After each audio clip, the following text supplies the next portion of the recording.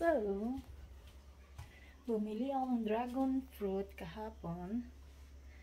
And then, iwan ko lang kung gusto ng anak ko. Here. Diba? Kano to? Mura lang siya. Dun sa No Brand ko binili. Iwan ko kalimitan. Yung asawa ko ayaw niya na bumibili ako sa No Brand. So, ito siya. Parang maliit. Try natin to kung gusto din ng anak ko. Hindi mahilig kumain din.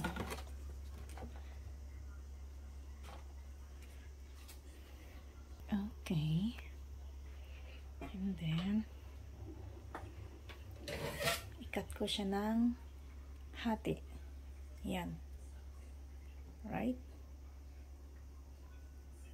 Wait.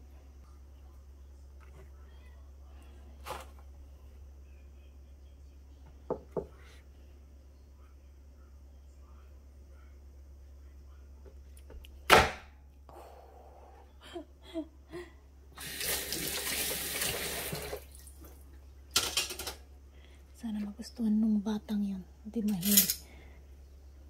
Tikman natin. Yunso? Cha Yunso? I리 와. 우리 이거 같이 먹어.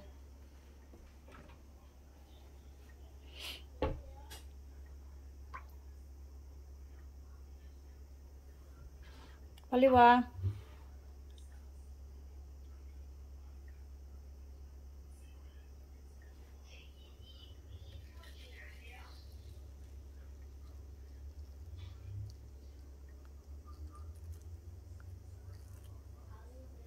Tikman ko nga muna.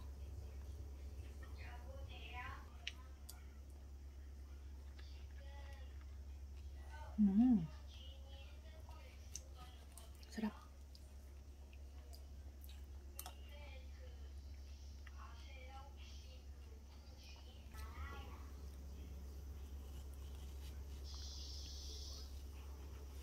Mukhang hindi niya magugustuhan to.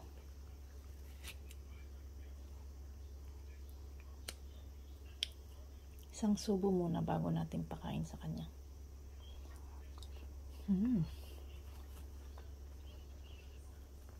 Ang labig ka lang. Nilagay ko sa ref.